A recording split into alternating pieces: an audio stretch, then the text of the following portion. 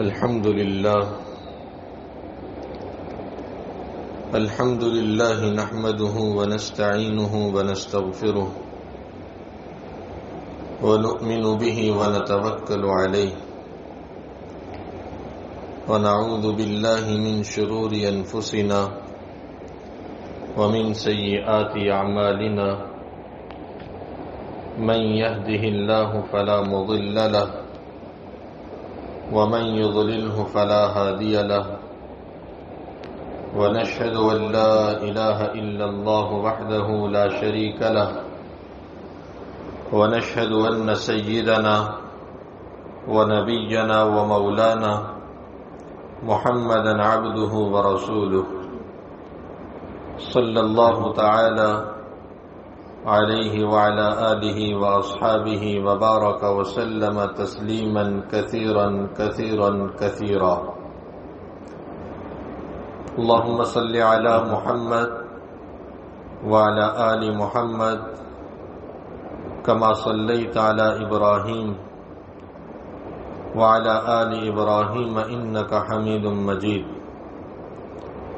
اللهم بارك على محمد وعلى آل محمد كما باركت على إبراهيم وعلى آل إبراهيم إنك حميد مجيد. قال الله تعالى في القرآن المجيد والفرقان الحميد: أعوذ بالله من الشيطان الرجيم بسم الله الرحمن الرحيم والفجر وليال عشر والشفع والوتر. وقال النبي صلى الله تعالى عليه وسلم: ما من أيام العمل الصالح فيهن أحب إلى الله من هذه الأيام العشر. فقالوا يا رسول الله ولا الجهاد في سبيل الله؟ فقال رسول الله صلى الله عليه وسلم: ولا الجهاد في سبيل الله إلا رجل خرج بنفسه وماله فلم يرجع من ذلك بشيء. رواه الترمذي. او كما قال صلی اللہ تعالی علیہ وآلہ وبارک وسلم. صدق اللہ العلی العظیم وصدق رسولہ النبی الکریم ونحن على ذلك لمن الشاہدین والشاکرین والحمد للہ رب العالمین. انتہائی قابل صد احترام اساتذہ کرام اور میری انتہائی عزیز طالبات، اللہ اکبر.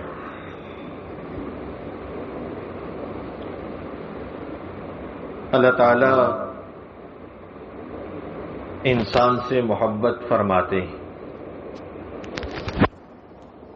اور اللہ کی محبت کے تذکرے کرنے سے رب سبحانہ و تعالی کی محبت میں اضافہ ہوتا ہے. گزشتہ چند سالوں سے ہمارے مدرسے میں یہ ترتیب قائم کی گئی ہے کہ مہینے بھر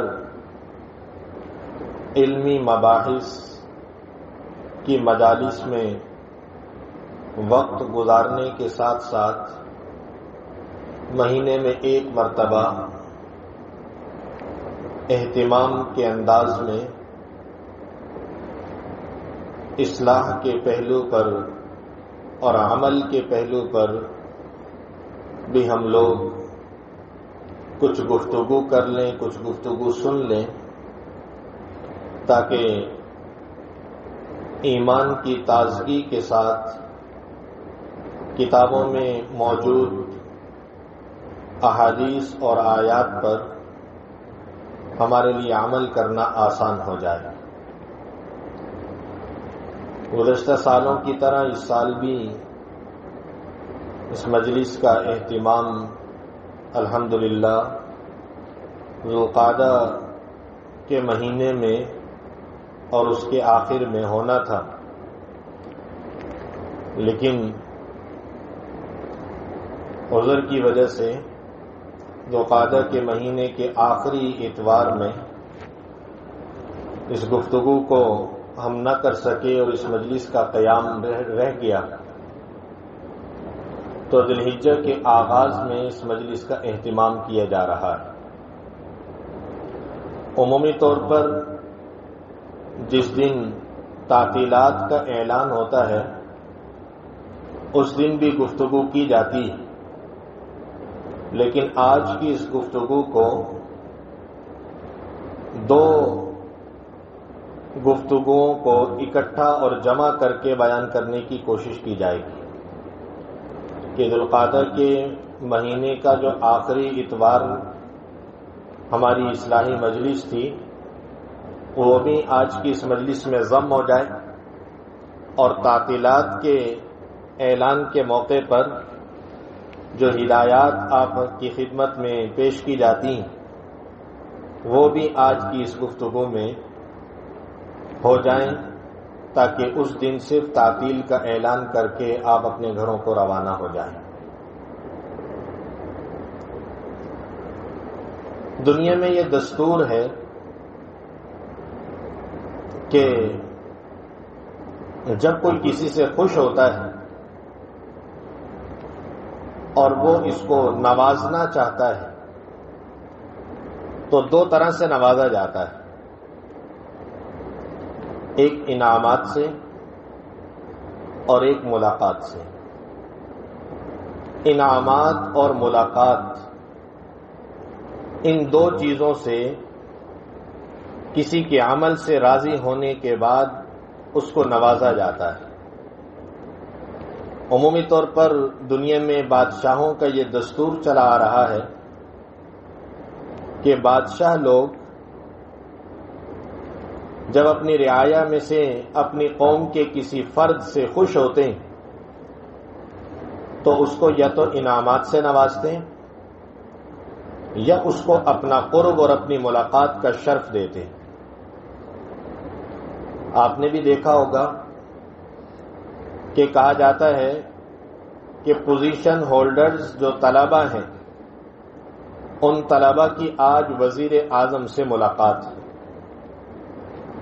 تو ملاقات ہونا یہ کون سی بڑی بات ہے، لیکن یہ اعزازی طور پر دی جاتی ہے تاکہ ان طلبہ کے انعامات میں بڑا انعام وہ شرف ملاقات ہے۔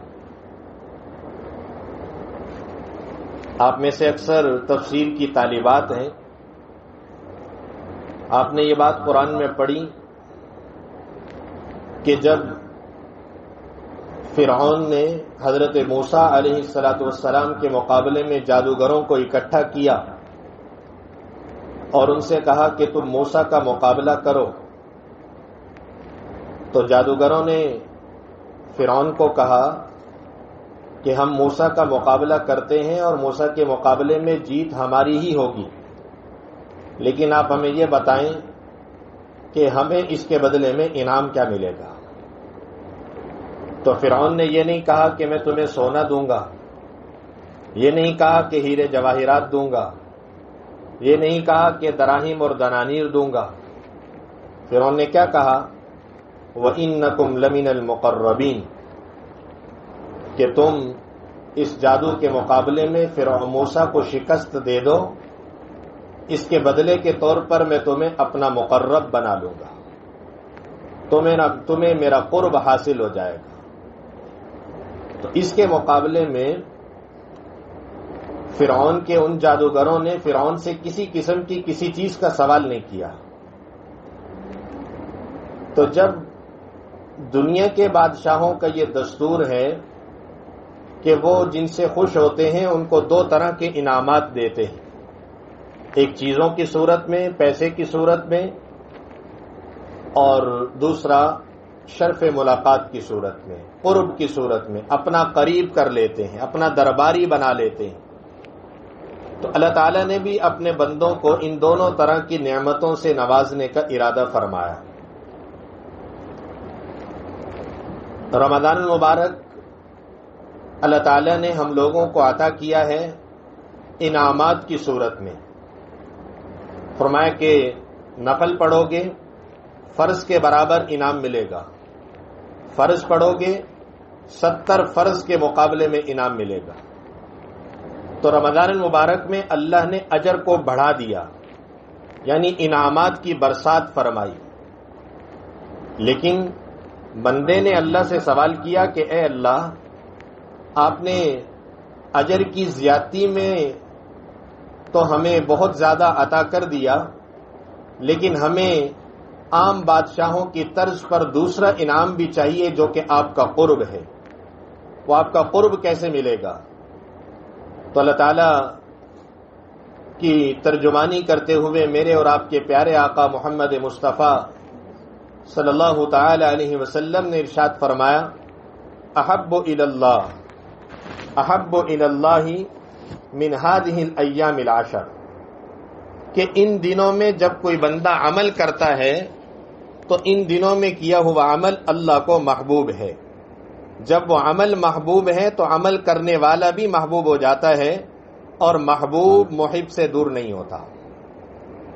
محبوب جب کوئی کسی کو محبوب بنا لے اور پھر اس کا محبوب اس سے دور ہو تو ایسا نہیں ہو سکتا۔ تم اللہ کے پسندیدہ اعمال ان ذی الحجہ کے پہلے 10 دنوں میں کر لو، اللہ تعالیٰ اس کے بدلے میں تم سے محبت فرمائیں گے، اور جب اللہ تم سے محبت کر لے گا تو اللہ تمہیں اپنا قرب نصیب فرمائے گا۔ تو اگر ہم لوگ یہ چاہتے ہیں کہ ہم انعامات بھی اللہ سے حاصل کریں اور انعامات کے ساتھ ساتھ ہمیں اللہ کا قرب بھی حاصل ہو جائے، ہم اللہ کے قریب بھی ہو جائیں، تو ہمیں چاہیے کہ رمضان میں جس طرز پر ہم عبادات میں مشغول رہے، ویسے ذی الحجہ کے ان 10 دنوں میں بھی عبادات میں مشغول رہیں۔ رمضان، حضرت شیخ فرماتے ہیں دامت فیوضہم کہ رمضان انعام کا مہینہ ہے اور ذی الحج یہ مقرب ہونے کا مہینہ ہے، یہ اللہ کا قرب حاصل ہونے کا مہینہ ہے۔ رسول اللہ صلی اللہ علیہ وسلم نے فرمایا، شہرانی لا ينقصان، کہ 2 مہینے ایسے ہیں کہ ان 2 مہینوں میں کسی قسم کی کوئی کمی نہیں۔ رمضان کے 30 دن مل جائیں، 30 روزے مل جائیں، تب بھی 30 روزوں کا اجر ملتا ہے، اور رمضان میں اگر 29 روزے ہو جائیں تو تب بھی اللہ تعالیٰ 29 کے نہیں بلکہ پورے 30 روزوں کا اجر عطا فرماتے۔ تو رمضان کا مہینہ ایک ایسا مہینہ ہے کہ جس میں اجر کے اعتبار سے کوئی کمی نہیں، اور دوسرا مہینہ جو اجر کے اعتبار سے کم نہیں، اس مہینے کو ذی الحجہ کا مہینہ کہتے ہیں، کہ اس مہینے میں پورے مہینے کی عبادت کو اللہ نے 10 دنوں میں سمیٹ دیا، کہ 10 دن عبادت میں مشغول رہو، اللہ تعالیٰ تمہیں پورے مہینے عبادت کرنے کا اجر عطا فرمائیں گے۔ اور احب الاعمال الی اللہ، اللہ تعالیٰ کو ان دنوں میں کیا ہوا عمل سال بھر کیے ہوئے عمل میں سب سے زیادہ محبوب ہے۔ تو 2 چیزیں ہیں، ایک ہے کہ انسان اجرت کی زیادتی چاہے، اگر اجرت زیادہ چاہتے ہو تو رمضان میں عبادت میں لگ جاؤ، اور اگر اللہ کی پسندیدگی چاہتے ہو تو ذی الحجہ کے مہینے میں عبادت میں لگ جاؤ، کیونکہ ذی الحجہ کا مہینہ یہ اللہ کے نزدیک محبوب ترین عمل والا مہینہ ہے۔ رسول اللہ صلی اللہ علیہ وسلم سے صحابہ نے پوچھا کہ یا رسول اللہ، کتنا افضل اور کتنا محبوب ہے اس مہینے میں اور ان 10 دنوں میں عمل کرنا؟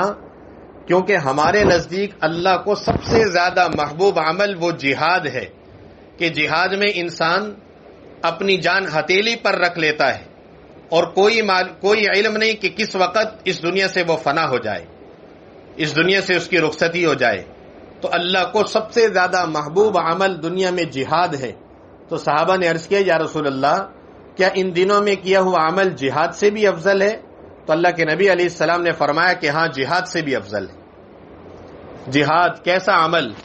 جہاد وہ عمل ہے کہ جس عمل کے بارے میں رسول اللہ کی چاہت اور تمنا ہے کہ اے اللہ، ایک مرتبہ مجھے شہادت مل جائے، پھر آپ مجھے زندہ کریں، پھر مجھے شہادت مل جائے، پھر آپ زندہ کریں، پھر مجھے شہادت مل جائے، بار بار میری موت ہوتی رہے شہادت کے ذریعے سے، اور بار بار آپ مجھے زندہ کرتے رہیں تاکہ میں شہادت کی لذت، شہادت کا لطف بار بار حاصل کرتا رہوں۔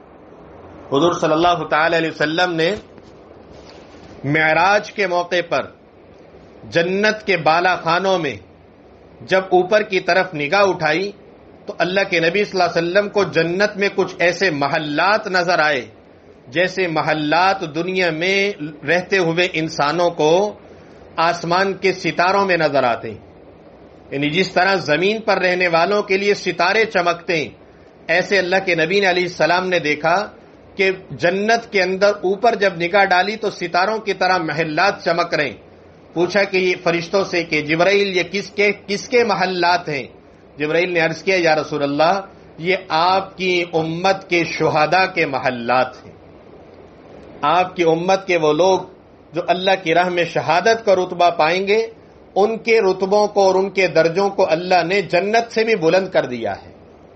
تو وہ رتبے اور وہ محلات جو انسان کو میدان جہاد میں حاصل ہوتے ہیں، وہ رتبے اللہ تعالیٰ ذی الحجہ کے ان 10 دنوں میں ہمیں گھر بیٹھے عطا فرما رہے ہیں.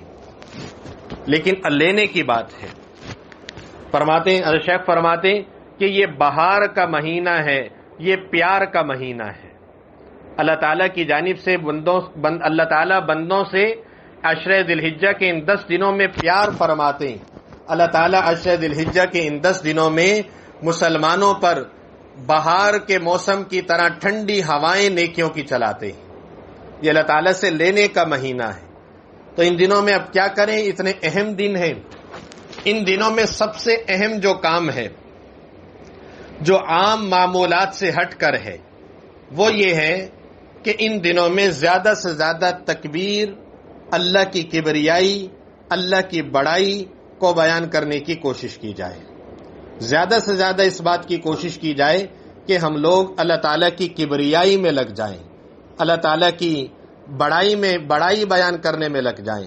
حضور صلی اللہ علیہ وسلم ایک حدیث میں ارشاد فرماتے ہیں، مسند احمد میں روایت ہے، فرمایا اللہ کے نبی نے فَأَكْثِرُوا فِيهِنَّ مِنَ التَّهْلِيلِ وَالتَّكْبِيرِ وَالتَّحْمِيدِ. پوچھتے ہیں نا لوگ، پوچھتے ہیں شب قدر کے موقع پر پوچھا جاتا ہے کہ جی آج کی رات کیا پڑھنا چاہیے. اسی طرح شب برات کے موقع پر پوچھتے ہیں کہ آج کی رات کیا پڑھنا چاہیے.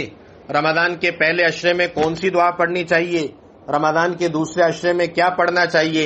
تو یہ عشرہ ذی الحجہ میں کیا پڑھنا چاہیے؟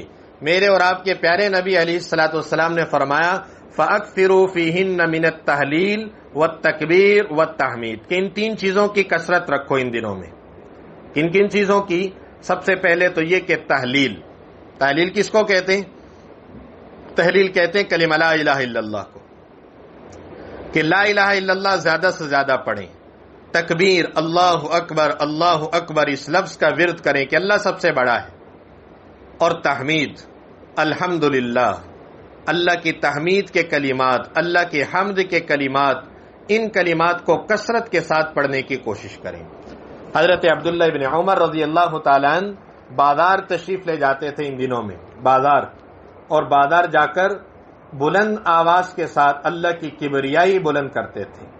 اللہ اکبر لا الہ الا اللہ واللہ اکبر وللہ الحمد. یہ جو تکبیرات تشریق ہیں، ان تکبیرات تشریق کے بارے میں حکم یہ ہے کہ 9 ذی الحجہ کی فجر کی نماز سے لے کر 13 ذی الحجہ کی عصر کی نماز تک، 9 ذی الحجہ، 10 ذی الحجہ، 11، 12، 13، 12 تک 4 دن ہو گئے، یہ 20 نمازیں، اور 13 ذی الحجہ کی 3 نمازیں فجر ظہر عصر، 20 اور 3 23 نمازیں. ان 23 نمازوں میں ہر مرد اور عورت کے لیے واجب ہے. واجب کا کیا رتبہ ہے آپ جانتی ہیں کہ واجب کو چھوڑنے والا فاسق ہے، گناہگار ہے. تو جو شخص بھی مرد ہو یا عورت ان 23 نمازوں میں فرض نماز کے پڑھنے کے بعد اللہ کی کبریائی کو بلند نہیں کرے گا، وہ اللہ کے نزدیک گناہگار ٹھہرے گا. عمومی طور پر خواتین اس بارے میں بہت زیادہ کوتاہی کرتی ہیں، فرض نمازوں کے بعد تکبیرات کا اہتمام نہیں کرتی. ان 4 دنوں میں 9، 10، 11، 12، 13 ان دنوں کے اندر ہر فرض نماز کے بعد اللہ اکبر ایک مرتبہ مردوں کے لیے بلند آواز سے پڑھنا اور عورتوں کے لیے آہستہ آواز سے پڑھنا واجب ہے. اب اس واجب پر ہم نے خود بھی عمل کرنا ہے، اور خود عمل کرنے کے ساتھ ساتھ چونکہ ہمارا تعلق علم سے ہے، ہمارا تعلق مدرسے سے ہے، ہم میں سے بہت سی یہاں پر عالمات ہیں اور بہت سے یہاں پر طالبات ہیں، ہر ایک کا تعلق علم کے شعبے سے وابستہ ہے، اور اہل علم کی یہ ذمہ داری ہے کہ ان لوگوں تک یہ علمی مسئلہ پہنچائیں جن لوگوں تک اس علمی مسئلے کی آگاہی نہیں ہے۔ خواتین کو اس بارے میں آگاہی دیں کہ ان 4 دنوں میں ہر فرض نماز کے بعد تکبیر لازمی پڑھنی ہے، اور اس تکبیر کا جو وقت ہے وہ سلام پھیرنے کے فوراً بعد کا ہے۔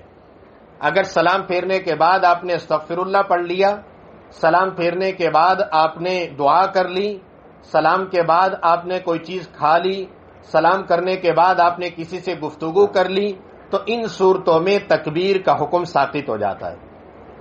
اب تکبیر کا وقت ختم ہو گیا، تکبیر اب آپ کی قضا ہو گئی، اور اس کی ادائیگی بھی نہیں، اس کی ادائیگی نہیں ہے۔ اس کی ادائیگی کی صورت استغفار کے سوا کچھ نہیں۔ اب استغفار کریں، اللہ سے معافی مانگیں کہ آپ نے ایک واجب کو چھوڑ دیا، تو اس وجہ سے اس کا وقت سلام کے فوراً بعد کا ہے۔ تو جہاں ایک تو ہم لوگ اپنی نمازوں کے بارے میں ان دنوں میں اس بات کا اہتمام کریں کہ ہم اپنی نمازوں کے لیے جگہ کو متعین کریں، ہر جگہ پر کم از کم ان دنوں میں ہم نماز نہ پڑھیں، نماز کے لیے ہمارے نزدیک جگہوں کی تعیین ہو، اور اس جگہ پر ہم ایک ورق پر تکبیرات لکھ کر لگا لیں تاکہ ہمارے لیے پڑھنا آسان ہو جائے۔ لیکن پڑھنے کا اہتمام کسی بھی طریقے سے ہو، لیکن پڑھنے کا اہتمام ہم لازمی طور پر کریں، اور اپنے گھر کے مردوں اور عورتوں کو بھی اس بارے میں ترغیب دیں۔ تو ان دنوں میں تو تکبیرات کا پڑھنا واجب ہے، لیکن ان دنوں کے علاوہ باقی جو دن ہیں، ابھی تو 9 ذی الحجہ نہیں آئی، ابھی 9 ذی الحجہ میں وقت ہے، 3-4 دن باقی ہیں، تو ابھی بھی تکبیرات کا اہتمام کیا جائے، کیونکہ پورے عشرے میں تکبیرات پڑھنی ہے۔ مستحب تو پورے عشرے میں پڑھنا ہے کہ چلتے پھرتے اٹھتے بیٹھتے ہر وقت ہماری زبان پر اللہ کی کبریائی ہو، اللہ کی بڑائی ہو، اللہ اکبر، لا الہ الا اللہ، واللہ اکبر وللہ الحمد، یہ کلمات ہم چلتے پھرتے اٹھتے بیٹھتے اپنا ورد بنا لیں۔ ان دنوں میں زیادہ سے زیادہ ان اعمال کو پڑھنے کی کوشش کریں، اور باقی یہ تو ہے ایک علیحدہ سے عمل کرنے کا۔ باقی ان دنوں میں ہمیں چاہیے کہ روزہ رکھنا چاہیں تو روزہ بھی رکھ سکتے ہیں، اور روزہ رکھنے کی فضیلت بہت زیادہ احادیث میں بیان کی گئی۔ فرمایا کہ جو ان دنوں میں روزہ رکھے گا اللہ تعالیٰ اس کو 1 سال کے روزے رکھنے کا اجر عطا فرماتے ہیں۔ 1 دن کا روزہ 1 سال کے روزوں کے برابر ہے۔ رمضان المبارک کے 30 روزے رکھیں، اور رمضان المبارک کے بعد شوال کے 6 روزے رکھیں، اس کے بعد حدیث میں کیا فضیلت ملتی ہے کہ اللہ تعالیٰ تمہیں ان 36 روزوں کے رکھنے پر 1 سال کے روزوں کا اجر عطا فرمائے گا۔ لیکن ذی الحجہ کے 10 دنوں کے بارے میں فرمایا کہ 36 نہیں، 1 دن کا روزہ رکھ لو، سال کے روزوں کا اجر مل جائے گا۔ 1 دن کے روزے پر سال کے روزوں کا اجر ہے۔ اور عشرہ رمضان المبارک کے اخیر عشرے میں طاق راتوں میں سے کسی ایک رات میں شب قدر ہوتی ہے، جو 1000 مہینوں سے بہتر رات ہے۔ کوئی پتہ نہیں کہ وہ کون سی رات ہوتی ہے، لیکن اس کی تلاش کی کوشش کی جاتی ہے کہ وہ ہمیں حاصل ہو جائے، اس کا فیض ہمیں مل جائے۔ لیکن عشرہ ذی الحجہ کی راتوں کے بارے میں اللہ کے نبی نے فرمایا کہ ان راتوں میں سے ہر رات کی عبادت شب قدر کی عبادت کے برابر ہے۔ ان راتوں میں 2 نفل پڑھیں، ان 2 نفل پڑھنے کا اجر اللہ وہی عطا فرمائیں گے جو 2 نفل شب قدر میں پڑھنے پر اللہ عطا فرماتے۔ تو یہ دن بھی مبارک ہیں اور یہ راتیں بھی مبارک ہیں۔ ان دنوں کو بھی غفلت میں مت گزاریں، ان راتوں کو بھی غفلت میں مت گزاریں۔ عمومی طور پر عید کی تیاریوں میں اور جانوروں کے دیکھنے میں، جانوروں کے آمد و رفت میں بہت سے لوگ ان دنوں میں کوتاہی برتتے ہیں۔ یہ دن ضائع کرنے والے دن نہیں ہیں، بہت اہمیت کے حامل دن ہیں۔ ان دنوں کا ایک ایک وقت، ایک ایک سیکنڈ، ایک ایک لمحہ بہت قیمتی ہے، اور اس کی اہمیت کو سامنے رکھتے ہوئے ہمیں اس کو بہت اہتمام کے ساتھ گزارنے کی کوشش کرنی۔ کوشش کریں کہ کثرت کے ساتھ تلاوت کا اہتمام کریں، ہو سکے تو ایک قرآن پاک ہمیں اس عشرہ ذی الحجہ میں ختم کریں، زیادہ سے زیادہ قرآن پاک کی تلاوت کا اہتمام ہو۔ تسبیحات فاطمی ہم لازمی پڑھیں، تسبیحات فاطمی میں ساری چیزیں آ جاتی ہیں، اللہ اکبر بھی آ جاتا ہے، سبحان اللہ بھی آ جاتی ہے، تسبیح بھی ہے، تحمید بھی ہے، تکبیر بھی ہے. تو تسبیحات فاطمی کا اہتمام ہو، درود پاک کی کثرت رکھیں، اور درود پاک میں کوشش کریں کہ درود ابراہیمی پڑھیں، کیونکہ اس عشرے میں جتنے بھی اعمال ہیں ان اعمال کی خاص مناسبت ہے حضرت ابراہیم علیہ الصلاۃ والسلام کے ساتھ. تو حضرت ابراہیم علیہ الصلاۃ والسلام کے ساتھ چونکہ اس عشرے کی مناسبت ہے، اس وجہ سے کوشش کریں کہ درود پاک کثرت سے پڑھیں اور درود ابراہیمی پڑھنے کی کوشش کریں. اور آخری عرض یہ ہے کہ باقی دنوں کا روزہ رکھ سکیں تو بہتر ہے، نہ رکھ سکیں تو بھی بہتر، نہ رکھ سکیں اپنے علمی مصروفیات کی وجہ سے تو بھی اجازت ہے، لیکن اس بات کی کوشش لازمی کریں کہ 9 ذی الحجہ کا روزہ لازمی طور پر رکھیں. اور اس مرتبہ 9 ذی الحجہ جمعے کا دن ہے. اللہ اکبر. صوفیہ فرماتے ہیں، اہل اللہ فرماتے ہیں کہ 9 ذی الحجہ کا پورا دن ہی اہمیت والا ہے، لیکن 9 ذی الحجہ کو عصر سے لے کر مغرب تک کا جو وقت ہے یہ بہت اہمیت والا وقت ہے. ایک تابعی ہیں جنہوں نے بہت سے صحابہ کی زیارت کی اور بہت سے صحابہ کی صحبت اٹھائی. وہ فرماتے ہیں کہ یہ میرا مجرب وظیفہ ہے کہ 9 ذی الحجہ کو عصر کے بعد سے لے کر مغرب تک کے درمیانی وقت میں جو دعا کی جائے اللہ تعالیٰ اگلے ذی الحجہ کے آنے سے پہلے اس دعا کو ضرور قبول فرماتے. یہ مجرب وظیفہ ہے. ہم میں سے ہر شخص پریشانی کے عالم میں ہے، ہر شخص اداسی کے عالم میں ہے، اور بہت سے مسائل کے ہم شکار ہیں، بہت سے پریشانیاں ہماری گھریلو طور پر انفرادی طور پر موجود ہیں. تو اپنے گھر کی ضروریات، اپنی ضروریات، اپنے مسائل، چونکہ ہمیں پتہ ہے کہ ہمارا مشکل کشا صرف اللہ کی ذات ہے. صرف اللہ نے ہماری ساری مشکلات حل کرنی، صرف اللہ نے ہمارے تمام مسائل حل کرنے. الحمدللہ الذی خلق السماوات والارض وجعل الظلمات والنور. ظلمات بھی اللہ کی بنائی ہوئی، نور بھی اللہ کا بنایا ہوا. یہ مسائل اللہ کی جانب سے آئے ہیں اور اللہ ہی ان مسائل کو دور کرنے کی طاقت اور قدرت رکھتے ہیں. تو اللہ تعالیٰ سے عشر ذی الحجہ میں تمام دن ویسے اللہ کے محبوب ترین دن ہیں، ان دنوں میں دعا کا اہتمام ہو، لیکن 9 ذی الحجہ کو ایک تو روزہ رکھنے کی کوشش کریں چونکہ وہ بہت فضیلت والا روزہ ہے، اور پھر اس کے عصر کے بعد سے لے کر غروب آفتاب تک کا جو وقت ہے. اور اس دن تو ہماری خوش قسمتی ہے، اس سال تو ہماری خوش قسمتی ہے کہ ویسے جمعے کے دن کے بارے میں کہا جاتا ہے کہ جمعے کے دن ایک گھڑی ہے جس گھڑی میں جو دعا کی جائے اللہ قبول فرماتے. وہ گھڑی کون سی ہے؟ اس کے بارے میں راجح قول یہ ہے کہ عصر کے بعد مغرب سے پہلے میں وہ گھڑی آتی ہے. جمعے کے دن عصر کے بعد کے وقت اللہ کے نزدیک بہت محبوب وقت ہے. تو 2 فضیلتیں اکٹھی ہو گئیں، ایک جمعے کے دن کے عصر کے بعد کا وقت اور پھر 9 ذی الحجہ کے عصر کے بعد کا وقت. 2 طاقتیں ہمیں مل گئیں. اب ان طاقتوں سے فائدہ اٹھانا یا ان طاقتوں کے فائدہ اٹھانے سے محروم رہنا یہ ہمارے اختیار میں ہے کہ اللہ کی دی ہوئی ان فضیلتوں سے ہم فائدہ اٹھاتے ہیں یا محروم رہ جاتے ہیں. اور آپ کو معلوم ہے کہ اللہ کے نبی علیہ الصلاۃ والسلام نے ارشاد فرمایا کہ سال بھر کے اندر 5 راتیں ہیں، جو ان 5 راتوں کو عبادت کے ذریعے زندہ رکھے گا اللہ تعالیٰ اس کو اس دن زندہ رکھیں گے جس دن لوگوں کے ہوش و حواس اڑ جائیں گے.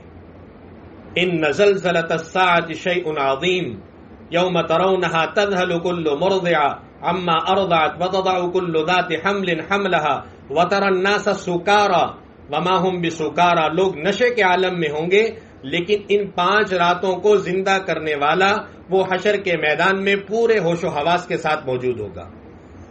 وہ کون سی 5 راتیں؟ ان راتوں میں سے ایک رات عید الاضحیٰ کی رات ہے، 10 ذی الحجہ کی رات، یعنی جمعے کا دن گزارنے کے بعد ہفتے کی رات، عید کی رات، عید الفطر کی رات، عید الاضحیٰ کی رات، شب قدر، شب برات. یہ وہ راتیں ہیں کہ جن راتوں میں اللہ تعالیٰ اپنے بندوں سے خوش ہوتے ہیں. اور جو شخص ان راتوں میں اللہ کے لیے جاگے گا، عید کی تیاری کے لیے نہیں، اللہ کے لیے جاگے گا، عبادت کے لیے جاگے گا، اعمال کے لیے جاگے گا، اللہ تعالیٰ اس کو قیامت کی بدہوشی سے، بے ہوشی سے اللہ اس کو محفوظ فرمائیں گے. تو ان دنوں، ان راتوں میں اگر ہم تھوڑی دیر جاگ لیں اور تھوڑی دیر اللہ کی عبادت کر لیں، اس کے بدلے میں ہمیں قیامت کے دن کی ہوش و حواس قیامت کے دن کی خوف و ہراس سے ہماری حفاظت ہو جائے تو اس سے بڑی نعمت کیا ہے؟ تو اس وجہ سے اس بات کا بھی ہم نے اہتمام کرنا ہے. اور حضور صلی اللہ تعالی علیہ وسلم قربانی کے موقع پر جب قربانی فرمایا کرتے تھے تو جب حضرت فاطمہ رضی اللہ تعالی عنہ کی جانب سے قربانی کی جاتی تھی حضور فرماتے تھے قومی فاطمہ، اے فاطمہ کھڑی ہو جاؤ، ہم تمہاری طرف سے قربانی کرنے لگے. قربانی جس جگہ پر ہو رہی ہوتی ہے وہ جگہ بھی مبارک ہوتی ہے اور وہ وقت بھی مبارک ہوتا ہے، کیونکہ قربانی والے دن اللہ کے نزدیک قربانی سے بڑھ کر کوئی عمل نہیں. تو اس وجہ سے اگر ہماری طرف سے قربانی کی جا رہی ہو تو پردے کے اہتمام کے ساتھ. عمومی طور پر گھروں میں لوگ ان قصاب کے ساتھ بے پردگی عام ہو جاتی ہے. قصاب کے سامنے خواتین آ کر بیٹھ جاتی ہیں، چلتی پھرتی رہتی ہیں، تو اس میں بھی پردے کا اہتمام رکھا جائے. ہاں، پردے کے اہتمام کے ساتھ نقاب کے ساتھ قربانی گاہ قربان گاہ میں موجود رہا جائے تو یہ حضرت فاطمہ کی سنت ہے کہ وہاں پر موجود رہا جائے جس جگہ پر قربانی. اور جن پر قربانی واجب ہے ان سے درخواست ہے کہ قربانی کا اہتمام کریں. ابھی کل ہم نے ایک احکام قربانی کورس کیا کچھ دن پہلے، تو اس میں ایک طالب علم نے جب وہ کورس کی ساری گفتگو سنی اور قربانی کے وجوب کا نصاب اس کے سامنے آیا تو اس نے پوچھا مجھ سے کہ مجھے کالج سے اسکالرشپ ملی، انعام ملا جو تقریباً 50-60 ہزار روپے کی رقم ہے جو مجھے انعام کے طور پر ملی ہے، تو کیا مجھ پر بھی قربانی واجب ہے؟ میرے ابو تو کرتے ہیں. تو میں نے کہا ہاں آپ پر قربانی واجب ہے. اس نے پھر علیحدہ سے اپنی قربانی کا انتظام کیا. تو آپ سے بھی درخواست ہے کہ آپ کی ضرورت سے زائد جتنی چیزیں ہیں ان چیزوں کا حساب لگائیں. آپ کے 3 کپڑوں سے زیادہ، 3 لباس سے زیادہ جتنے لباس ہیں وہ ضرورت سے زائد ہیں. آپ کی جولری کا جو سامان ہے وہ ضرورت سے زائد ہے، جو استعمال میں ہوتا ہے اس کے علاوہ جتنا ہے وہ ضرورت سے زائد ہے. آپ کے پاس اگر کوئی بھی ایسی چیز ہے، آپ کے پاس جوتے، ایک جوتے سے زیادہ جوتے ہیں وہ سارے ضرورت سے زائد ہیں، تو ان ساری چیزوں کا حساب لگایا جائے. جتنی بھی چیزیں ضرورت سے زائد گھر میں ہیں، اپنے بڑوں سے بھی کہیں کہ اگر ہمارے گھر کے اندر ضرورت سے زائد جتنی چیز، ضرورت سے زائد پیسہ ہے، ضرورت سے زائد سونا ہے، ضرورت سے زائد چاندی ہے، ضرورت سے زائد ڈنر سیٹ ہے، ضرورت سے زائد بستر پڑے گھر میں، ضرورت سے زائد واشنگ مشین، جوسر مشین پڑی ہے، ضرورت سے زائد صوفے پڑے، ضرورت سے زائد اسٹور میں بیڈ پڑے ہوئے